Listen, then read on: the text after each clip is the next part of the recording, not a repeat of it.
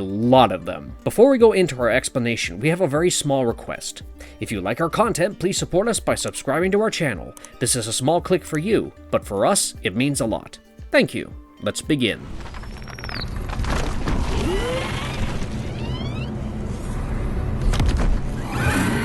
Etymology, birthplace, and early years. As you guys know by now, most Targaryen dragons are either named after their physical features / their riders' personal choice, which is a trend that started after the blood of the dragon began propagating in Westeros, or a god / goddess worshipped in the culture of the Valyrians, the only known race of mankind to have found and tamed dragons. Caraxes falls in the latter category of Targaryen dragon naming trends. As for his birthplace, Caraxes is one of the first and fiercest Targaryen dragons to be born in the dragon pit at King's Landing. And yes, we're going to be referring to Caraxes as a male in this video because he was never observed to have laid a dragon egg, and we explained our views on assigning genders to dragons in our video on Caraxes' origins, which you can find on our channel. To make a long story short for you, it appears as though Targaryen dragons are sequential hermaphrodites, based on literary evidence and real-life reptilian reproductive methods. After all, both Septon Barth and Maester Aemon believed a dragon's gender to be changeable like a flame, and if that doesn't sound like an epic fantasy version of sequential hermaphroditism, then we don't know what does. Since Caraxes was never observed to have laid an egg, in the style of Maester Yandel and Archmaester Gildane, we are going to assume that he chose to remain a male dragon throughout his lifetime, and referred to him as such, into a frenzy. The second was the birth of Crown Prince Daemon Targaryen, who was named the official heir to the throne by Jaehaerys a few years into his life. At Aemon's birth, his mother, Queen Alysanne, placed a dragon's egg in his cradle. It was not yet royal custom for Targaryens to place dragon eggs in the cradles of their newborn, but the same had been done for Alysanne and Jaehaerys, so they did it for their children as well. Though we are never told explicitly whether the egg hatched or not, we are told that in 72 AC, at the age of 16, the dragon-shy prince managed to claim a mount that even the dragon keepers were wary of. That mount, of course, was Caraxes. Now it is said that placing a dragon egg in a babe's cradle is a way to test whether they will grow up to be dragon riders or not. And it is possible that Aemon bonded with Caraxes early on in his life and began riding him proper only after he had matured enough himself. However, since the word claimed is specifically used in all accounts of Aemon becoming a dragon rider, a safer bet would be to assume that Caraxes was born in the dragon pit from an egg laid by one of the other Targaryen dragons. Because he was called a young dragon when Aemon claimed him, we can also assume that Caraxes was no older than Aemon himself was, perhaps even being younger than the princeling by half a decade or so. As many maesters noted long after the passing of the dragons, none of the Targaryen beasts born in King's Landing matched the size of their pre-pit ancestors, especially that of Balerion, the Black Dread. But what Caraxes lacked in terms of size, he more than made up for with his ferocity. Despite having a given Valyrian name, he was called the Blood Wyrm by the Dragon Keepers, presumably for his scarlet coloring, but also because of his feral nature. When asked about his mount Caraxes, Prince Aemon would say that he does love to burn. Now, you'd think that being a dragon would make burning things with flame his favorite activity anyway, but the emphasis Aemon puts on his statement, coupled with the fact that the dragon bond apparently allows both rider and mount to feel each other's primal instincts, seems to suggest that Caraxes was an especially flame-friendly dragon. We can just picture him going overboard whilst hunting with Aemon on his back, though he was also somewhat capable of reining it in, for in the early years of his life, Caraxes became well known for being sighted above King's Landing alongside Vhagar and Meleys, as Aemon, his brother Balon, and their sister Balon's wife, Alyssa, would often fly their dragons together. But as Aemon began coming into his own as heir apparent, Caraxes would be sighted for more often in other parts of Westeros as well, committing acts that truly earn him his moniker of the Blood Wyrm.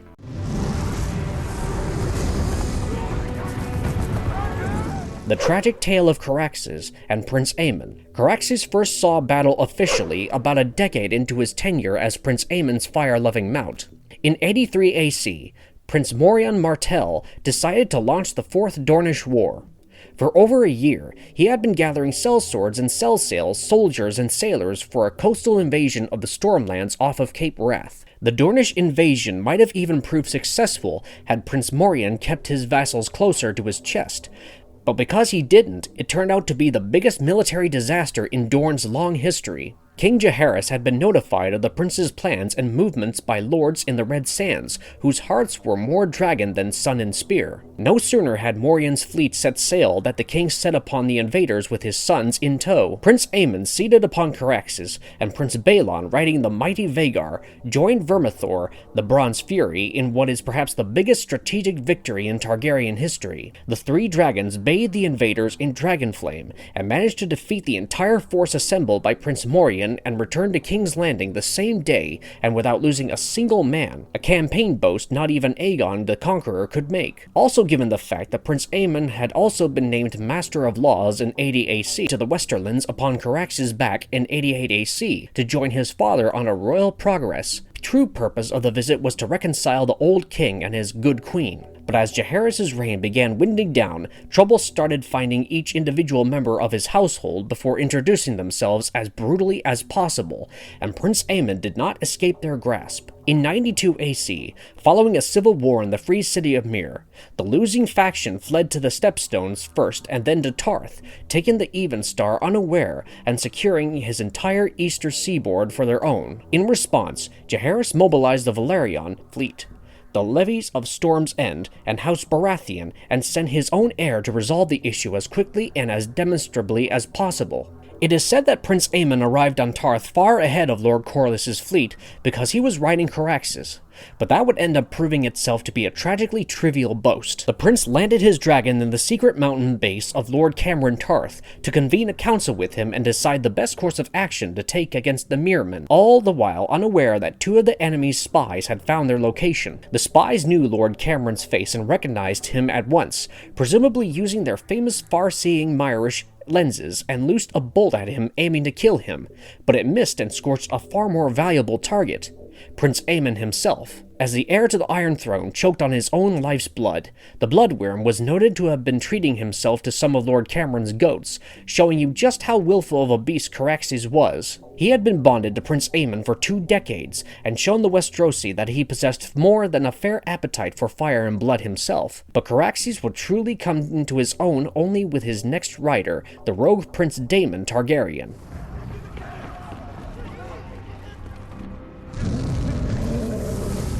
He leaves fire and blood in his wake, the rogue prince and his blood wyrm in House of the Dragon. In 81 AC, a year after Prince Aemon took his office, Caraxes' next rider would be born, and this one would fit his own personality like a glove fits a golden hand. Aemon's brother Balon welcomed his second child into the world, a dashing young babe by the name of Daemon. When he was but a fortnight old, his mother, Prince Alessa, took Daemon for a ride on Meleys.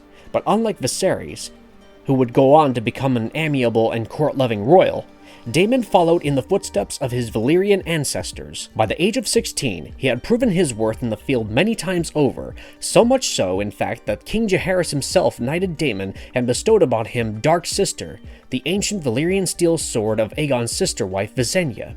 And by the time his brother Viserys became the prince candidate to succeed Jaehaerys on the Iron Throne, Daemon had already claimed and tamed the most ferocious dragon born in the pits of King's Landing. That's right, we are talking about Caraxes himself. It is often believed that the more a dragon and their rider share core personality traits, the more effective their pairing will be.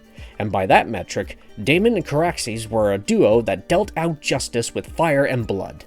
The two had fought in many wars together, and also having prior battle experience with Prince Aemon only made Caraxes that much more fearsome in Daemon's hands. In Fire and Blood, the Blood Wyrm's elongated shadow lurks ominously over most of the second part of the book, and that's because Prince Daemon is going to be in the thick of things, come the sparking of the dance. Daemon Targaryen is remembered as equal parts hero and villain in Westerosi history. A true rogue dragon prince whose blood ran as hot as the 14 flames of old Valyria. With Caraxes underneath his spurs, Daemon could accomplish just about anything. He managed to not only hold Dragonstone, but also carve out an entire kingdom for himself with the aid of his dragon and the sea snake of Driftmark.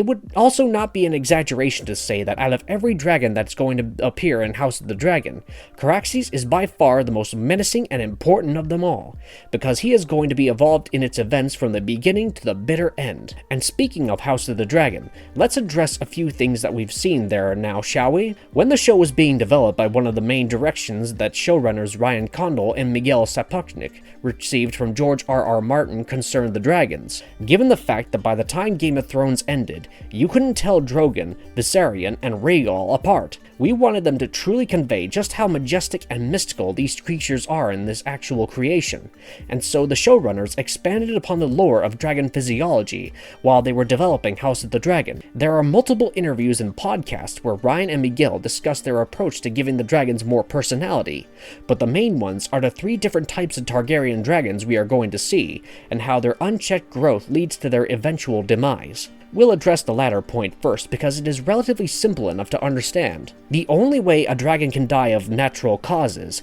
is if it's allowed to live beyond its physical prime and grow too large. According to the square cube law described first by Galileo Galilei, the volume of an object grows twice as much as its surface area when it expands, which means that if something is too large, then it will crumble under its own weight because that thing's size would not be able to support its sheer volume. Now, apply this law to dragons, and you'll see why we say it is easy to grasp. It is said that in his final years, it was difficult to even rouse Balerion from the ground, let alone ride him over a distance as short as King's Landing to Dragonstone. He was also said to have been so large by the time of his death that entire towns would be drowned in the shadows created by his wings. If we apply the square cube law here, it is safe to assume that Balerion would reach a point where, if he took off, he wouldn't be able to land without breaking his own legs, which would inevitably cause his death anyway, because who can treat a dragon so huge in the first place? We are going to see some of this in play in House of the Dragon when Vhagar enters the scene,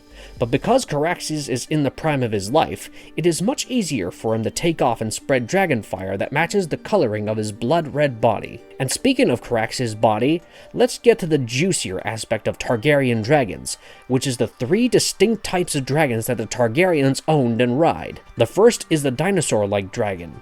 These dragons share cranial features like real-world dinosaurs, and are said to be amongst the largest and most formidable beasts that the Dragon Lords would produce. Balerion and Drogon fall in this category of dragon type.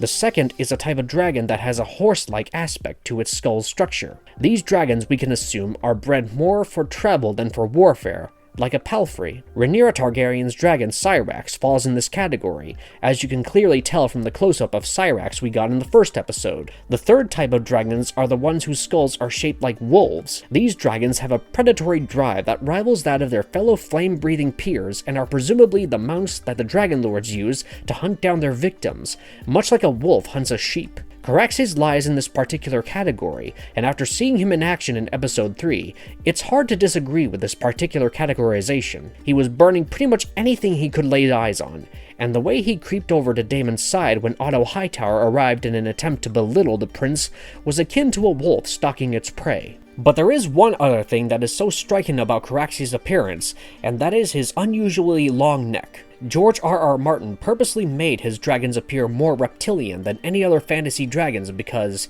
as you might know by now, the guy appreciates a bit of realism in his fantasy. We had assumed so far that Caraxes' given moniker, the Blood Wyrm, had arisen due to reasons of aesthetic and behavior, but House of the Dragon has shown us that it is also quite literal in that Caraxes' elongated neck makes him appear like a literal worm, crawling its way through the skies like a streak of scarlet. This gives a lot more stock to his nickname, as Caraxes was perhaps the most distinct dragon design that you will probably see in the entire show, except the 3 wild dragons, of course, but we'll have to wait until Season 2 drops to meet them. He appears more like a Chinese dragon if anything, and that is a departure from the heavy Western influence on Martin's work, but they managed to bring it back around by ensuring even this design makes sense by giving Caraxes a pair of wings on his hind legs to balance out his legs and allow flight to be an actual thing. Caraxes was never remembered as one of the strongest or the largest or the fastest of dragons.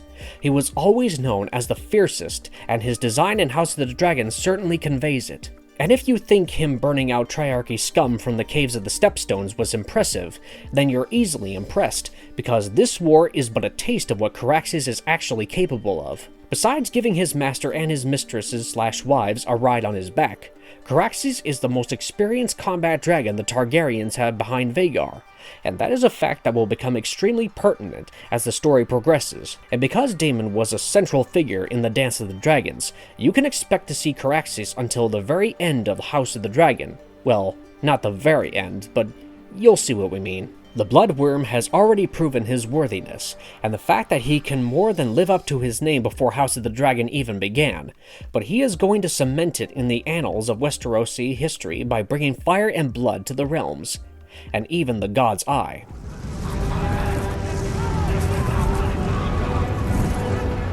The last true dragon of the Dragon Pit, the legacy of Caraxes the Blood Wyrm. It is no secret that in the years after the dance, the Targaryens lost the very thing that made them kings in the first place: their dragons.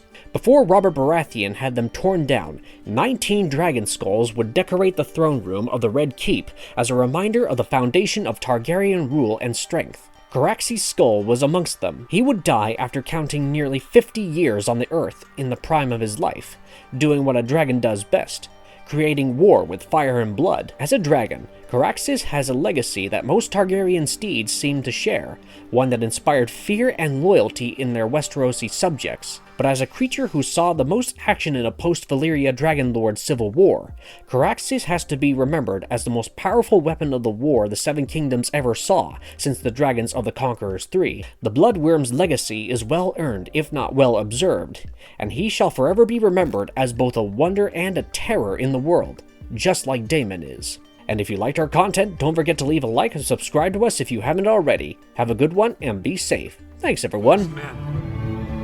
Lord of the Seven Kingdoms, and protector of the realm,